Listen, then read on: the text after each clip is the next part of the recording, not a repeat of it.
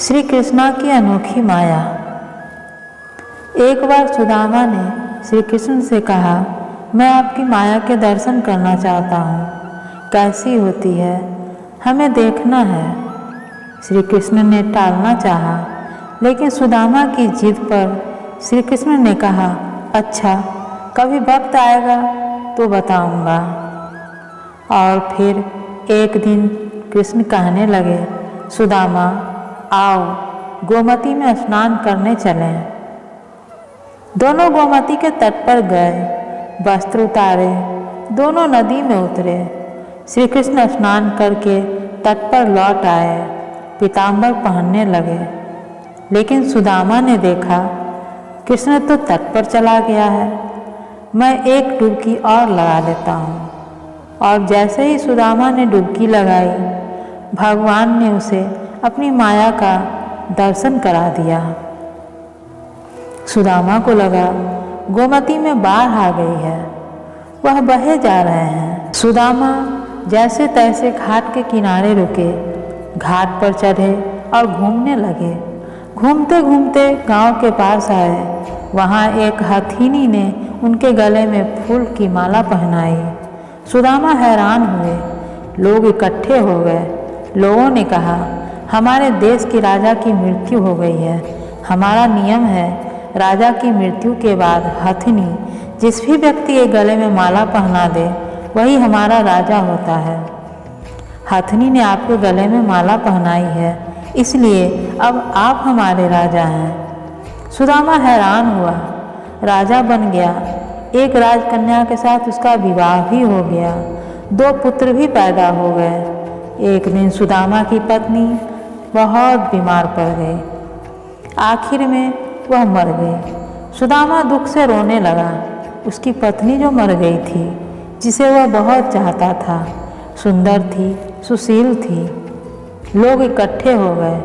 उन्होंने सुदामा को कहा, आप रोएं नहीं, आप हमारे राजा हैं, लेकिन रानी जहाँ गई है वहीं आपको भी जाना है। यह मायापुरी का नियम है। आपकी पत्नी को चिता में अग्नि दी जाएगी, आपको भी अपनी पत्नी की चिता में प्रवेश करना होगा, आपको भी अपनी पत्नी के साथ जाना होगा। तो सुदामा की सांस रुक गई, हाथ पांव फूल गए। अब मुझे भी मरना होगा। मेरी पत्नी की मौत हुई है, मेरी तो नहीं। भला मैं क्यों मरूं? यह कैसा नियम है? सुदामा अपनी पत्नी की मृत्यु को भूल गया। उसका रोना भी बंद हो गया। अब वह स्वयं की चिंता में डूब गया। कहा भी, भाई, मैं तो मायापुरी का वासी नहीं हूँ, मुझ पर आपकी नगरी का कानून नहीं लागू होगा, मुझे क्यों जलना होगा? लोग नहीं माने। कहा, अपनी पत्नी के साथ आपको भी चिता में जाना होगा, यह यहाँ का नियम है। आखिर सुदामा ने कहा, अच्छा भाई, चिता में जलने से पहले मुझे स्नान तो कर लेने दो। लोग माने नहीं। फिर उन्होंने हथियार बंद लोगों की ड्यूटी लगा दी। सुदामा को स्नान करने दो, देखना कहीं भाग न जाए। रह रह कर सुदामा रो उठता। सुदामा इतना डर गया कि उसके हाथ पैर कांपने लगे। वह नदी में उतरा, डुबकी लगाई और फिर जैसे ही बाहर निकला, उसने देखा माया नगरी कहीं भी नहीं। किनारे पर तो कृष्ण अभी भी अपनी पीताम्बर ही पहन रहे हैं और वह एक दुनिया घूम आया, मौत के मुंह से बचकर निकला है। सुदामा नदी से बाहर आया। सुदामा रोए जा रहा था। श्री कृष्ण हैरान हुए। सब कुछ जानते थे, फिर भी अनजान बनते हुए पूछा, सुदामा, तुम रो क्यों रहे हो?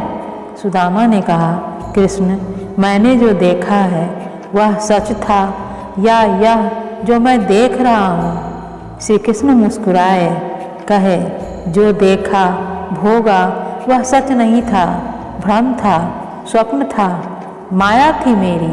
और जो तुम अब मुझे देख रहे हो, यही सच है। मैं ही सच हूँ। मेरे से भिन्न जो भी है वह मेरी माया ही तो है। और जो मुझे ही सर्वत्र देखता है, महसूस करता है, उसे मेरी माया स्पर्श नहीं करती।